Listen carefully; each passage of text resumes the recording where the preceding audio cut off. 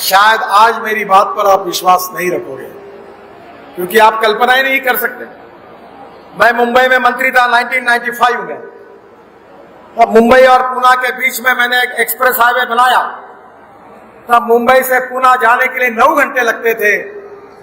जब मैंने कहा 2 घंटे में होगा, तो अखबार वालों ने मेरे ऊपर बहुत टीका टिप्पणी की, कोई एडिटोरियल लिखे गए। पर आज मुंबई से पूना केवल 2 घंटे में होता है। और इसलिए मेरे ऊपर विश्वास रखिए कि 120 किलोमीटर से एक्सिस कंट्रोल एक्सप्रेस हाईवे से गाड़ी दौड़ेगी। आपको पता ही नहीं होगा, मैंने जब पूना मुंबई रोड बनाया तो पूना से मुंबई जाने वाले 8 हवाई जहाज बंद हो गए। मैं आपको बताता हूं, मेरी बात को याद रखना, अगले साल दिसंबर के बाद दिल्ली से जम्मू आने वाले हवाई जहाज बंद होंगे। ये मैं आपको विश्वास के साथ बताऊंगा। दिल्ली से जाने के लिए एयरपोर्ट को 1 घंटा घर से, फिर 1 घंटा रुकना पड़ेगा, आने के लिए 1.25 घंटा लगेगा और घर जाने के लिए 1 घंटा लगेगा, 4 घंटे लगेंगे। इसके बदले में आप पूरे 6 घंटे में कटरा पहुंच जाएंगे और 8 घंटे में श्रीनगर जाओगे। दिल्ली से देहरादून 9 घंटे लगते हैं। इसी साल दिसंबर में हमारा रोड पूरा होगा और दिल्ली से देहरादून 2 घंटे में होगा। दिल्ली से जयपुर 2 घंटे में होगा, अभी रोड हो गया। और इतना ही नहीं, तो चेन्नई से बेंगलोर 5 घंटे लगते थे, 2 घंटे में होगा। बेंगलोर से मैसूर 3.5-4 घंटे लगते थे, अब 45-50 मिनट में हुआ। दिल्ली से मेरठ 4.5 घंटे लगते थे, अब 45 मिनट में हुआ। बहना और भाइयों, देश की तस्वीर बदल रही है। 22 लाख करोड़ का import fossil fuel petrol diesel का करते हैं और हमारे देश का किसान गेहूं चावल उगाता है, पर उसके पास ज्यादा पैसा नहीं आता। मैं 2004 से कह रहा था कि इस देश का किसान केवल अन्नदाता नहीं, ऊर्जादाता बनेगा। मैं खुद किसान हूं, 4 चीनी मिलें चलाता हूं और तुम्हारे पूरे जिले को जितनी बिजली लगती है उतना मेरे क्षेत्र में मेरा यहाँ का किसान तैयार करता है। अब केवल बिजली नहीं, अन्नदाता से ऊर्जादाता बन गया, अब ऊर्जादाता से ईंधन दाता बन गया। शुगर केन जूस से, मोलाइसिस से, बाम्बू से, मक्के से, चावल से अब बायो इथेनॉल बन रहा है।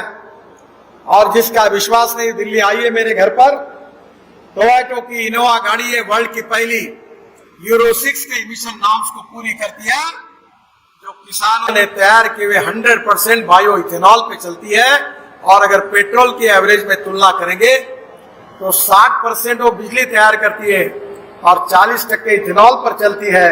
और पेट्रोल के एवरेज में तुलना करेंगे तो पेट्रोल का भाव 25 रुपए लीटर होता है। अब हमारे यहाँ टोयोटा, मारुति सुजुकी, टाटा सब फ्लेक्स इंजन की गाड़ियां ला रहे हैं। अब वो दिन दूर नहीं है कि पेट्रोल के बजाय हमारे किसानों ने तैयार किए इथेनॉल पर गाड़ियां चलेगी।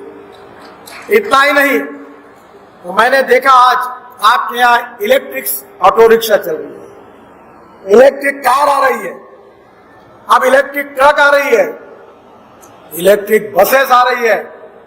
मैं आया था, एलजी साहब को मिला था, मैंने हंसते हंसते उनको कहा कि जम्मू कश्मीर की जो बसेस है वो जब चलती है तो हॉर्न छोड़कर सब बजता है। अब वो बस वालों को मेरी प्रार्थना है कि मैं ट्रांसपोर्ट मंत्री हूं, अब मैंने बस के कोड को सुधार दिया है।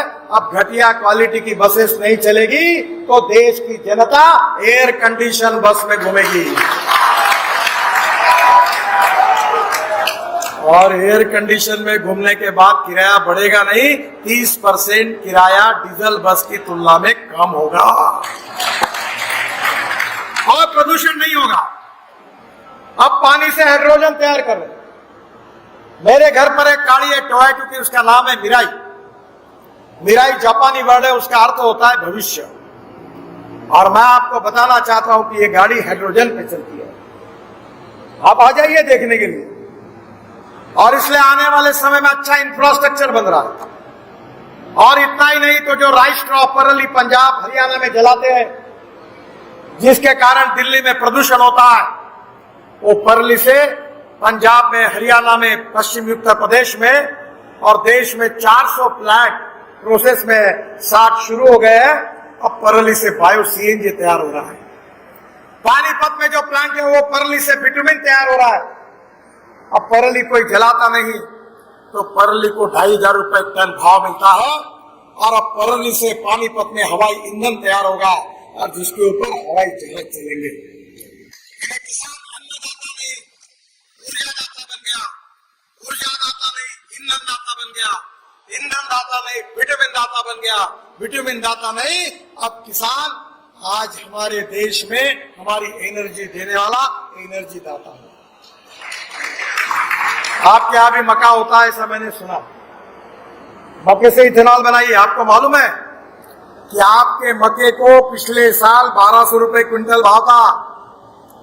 हमारी सरकार ने मक्के से इथेनॉल बनाने की अनुमति दी तो मक्के का भाव 2600 रुपए क्विंटल हुआ। दुगना तिगना भाव हो रहा है क्योंकि डिमांड बढ़ गई। इस देश में केवल स्मार्ट शहर नहीं बनने चाहिए, स्मार्ट विलेज भी बनने चाहिए। टूरिज्म को बढ़ावा मिलना चाहिए। जम्मू से श्रीनगर हम बहुत अच्छा टनल बना रहे हैं, बहुत रास्ता अच्छा बना रहे हैं और 2 रोड बना रहे हैं। जम्मू कश्मीर में मेरे विभाग की ओर से मैं 2 लाख करोड़ खर्चा कर रहा हूं और कटरा में 1000 करोड़ का एक मल्टी मॉडल बड़ा ऐसा सेंटर खोल रहे जिसमें बस स्टैंड भी होगा, होटल्स भी होंगे, रेस्टोरेंट भी होंगे, एसटी का स्टैंड भी होगा और अक्टूबर में उसका भूमि पूजन कार्य शुरू होगा। ये मैं आपको वचन देता हूं। टूरिज्म ये ऐसा क्षेत्र है कि जिसमें आने वाली कैपिटल इन्वेस्टमेंट ये युवाओं को 49% खर्चा युवाओं को रोजगार देने के लिए मिलता है। बहनों और भाइयों, कितने तेजी से देश बदल रहा है। आपके एरिया की बात बताता हूं। आप मनाली गए होंगे। मनाली से रोहतांग पास जाने के लिए 3.5 घंटे लगते थे। अब हमने अटल टनल बनाई तो 8 मिनट में चले जाते हैं। अटल टनल से बाहर आने के बाद लद्दाख लेह तक पूरा रोड और 8 टनल हम बना रहे तो आप लद्दाख लेह में पहुंच जाते हैं। और लद्दाख लेह से कारगिल के नीचे हम आशिया की 11.6 किलोमीटर सबसे बड़ी जोजिला टनल बना रहे हैं और जोजिला टनल का 75% काम पूरा हुआ है। हमने उसमें 5000 करोड़ आपके बचाए। 4 बार टेंडर निकला, 5000 करोड़ से सस्ती वो टनल बनाई है। और वहां से आने के बाद लद्दाख ले आते, उसमें जेडबोर टनल है वो पूरी हो गई है। जैसे चुनाव खत्म होगा प्रधानमंत्री जी आएंगे, उसका उद्घाटन करेंगे। जेडबोर के बाद श्रीनगर आएंगे, श्रीनगर से जम्मू तक 18 टनल बना रहे हैं। और कटरा के पास से आपके नजदीक से जाने वाला ये कटरा अमृतसर दिल्ली एक्सप्रेस हाईवे से आप डायरेक्ट 4 घंटे में अमृतसर से और 6 घंटे में कटरा से आप दिल्ली पहुंच जाएंगे। फिर दिल्ली में state of art Dwarka express highway तैयार हुआ है। वहां एयरपोर्ट के पास, शिव मूर्ति के पास हमने जमीन के अंदर एक टनल बनाई है, डायरेक्ट T3 पर जाएगी। और पानीपत के बाद UR2 बनाया 10,000 करोड़ का, अभी उसका उद्घाटन अक्टूबर में हो जाएगा। वहां से हम द्वारका एक्सप्रेस हाईवे से दिल्ली मुंबई हाईवे आएंगे, वहां से सूरत आएंगे और सूरत से पलट जाकर मुंबई न जाते हुए हम सूरत से नासिक, नासिक से अहमदनगर, अहमदनगर से सोलापुर, सोलापुर से करनूल और करनूल से कन्याकुमारी, चेन्नई, बेंगलोर, हैदराबाद, कोची, त्रिवेंद्रम डायरेक्ट साउथ की तरफ जाएंगे। अब हमको मुंबई, पुणे और कोल्हापुर और सोलापुर जाने की आवश्यकता नहीं। तो दिल्ली और कन्याकुमारी का डिस्टेंस 320 किलोमीटर कम होगा और ये पूरा एक्सिस कंट्रोल एक्सप्रेस हाईवे होगा। मैं आपको बताना चाहता हूं कि हम भाषण में कहते थे कश्मीर से कन्याकुमारी, ये हाईवे ये कश्मीर को कन्याकुमारी से जोड़ेगा पूरे देश के साथ।